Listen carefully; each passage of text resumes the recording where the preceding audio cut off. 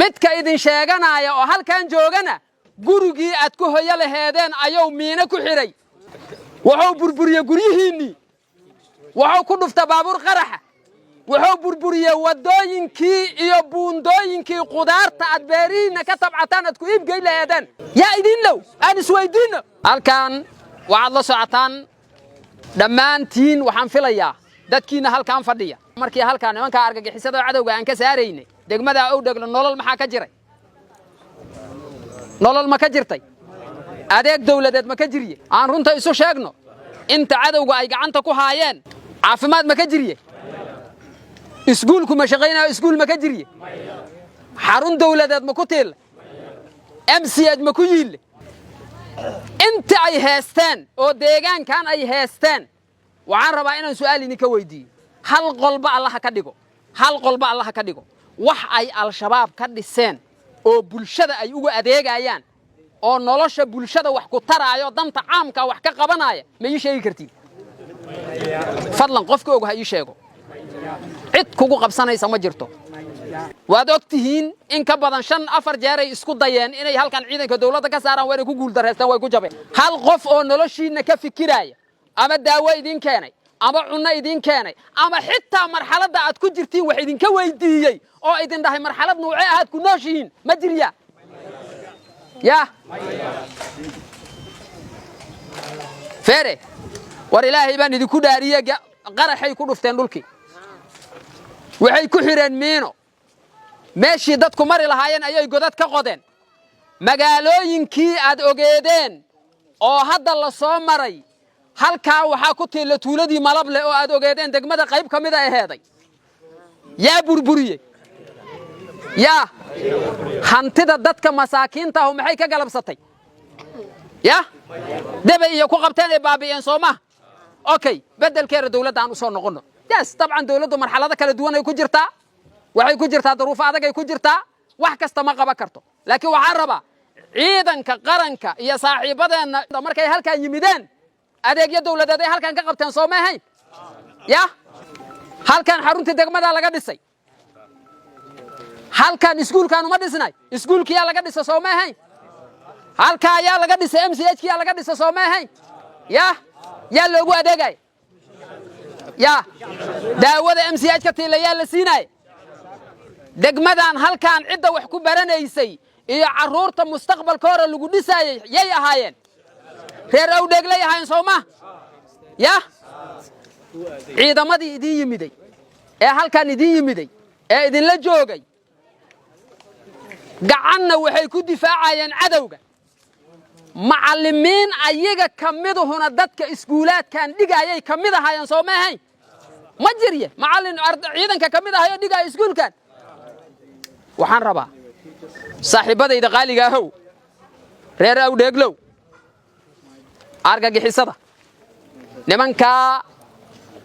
iimaan laawayaasha oo aan wax mustaqbal ku lahayn dadka Soomaaliyeed in ay dilaan moogi ay noloshooda baabi'iyaan wax kale ee qorshaha u degsanuna aanay jirin halkan dhulka maysan soo doonan lacag kamaysan soo doonan xoolo kamaysan soo doonan inay idinka qaataan wadankoodii iyo meeshay ka yimideenna waa u dhisanta nabaday heesteen waxbarashay caruurtooda heesteen way soo baxeen waxay halkan u yimideen adinka mustaqbalkiina sidaad abni ku heli lahaydeen iyo sidaad adinka caruurtiina ay wax ku bara lahayd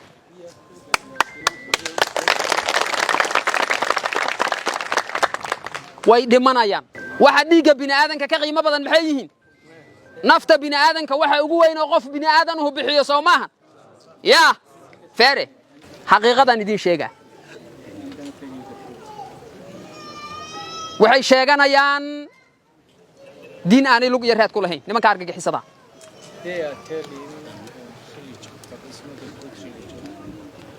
waxay ka been sheegeen diintii suubaneed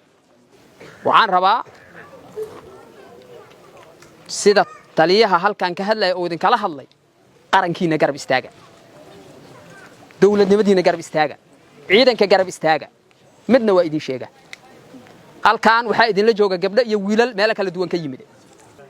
daaway soo qaaday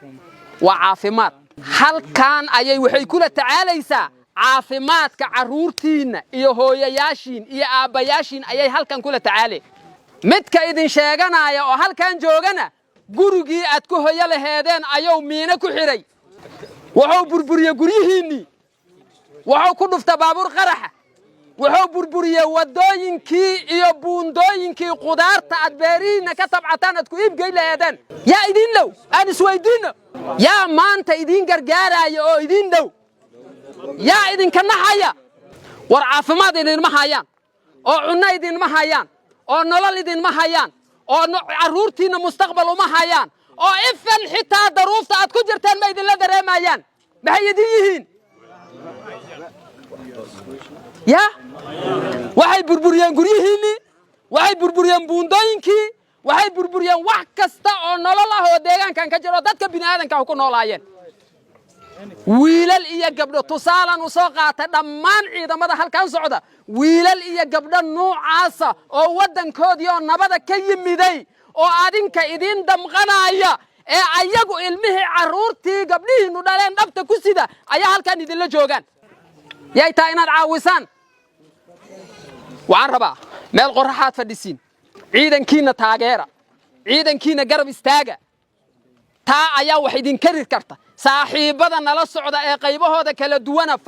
fadlan garab istaaga waa mahadsantihiin waxaan rabaa nimankaas waa dembiilayaal hooyooyinkooday dileen aabbayaashooday dileen walaalahooday dileen adeeradooday dileen habaryayaashooday dileen cid walbay baabi'iyeen hal su'aal oo kalaan rabaa inaan idin weydiiyo muddo dheer ayaa ciidanka dawladdu halkaan joogan soo maaha yaa waqtigaasay inta joogan soo maaha okay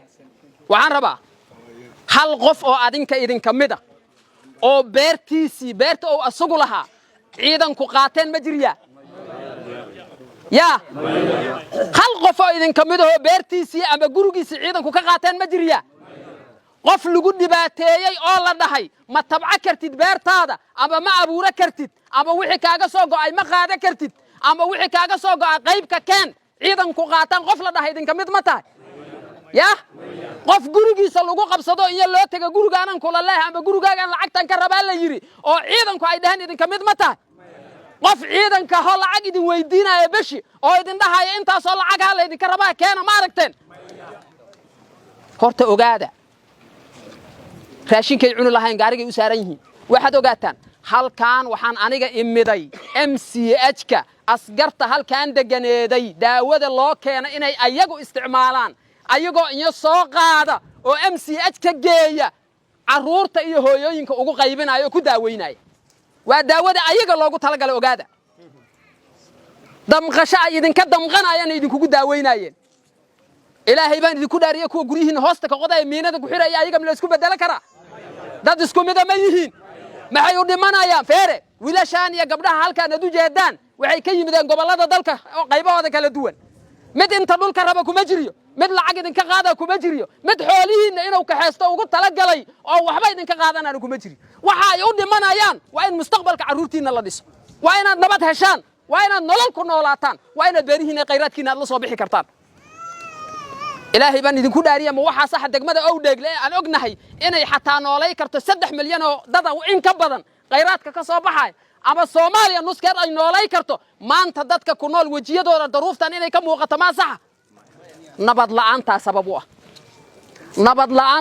u ah dadkan waa dadkii ayaga shaqaale loo ahaa lahaa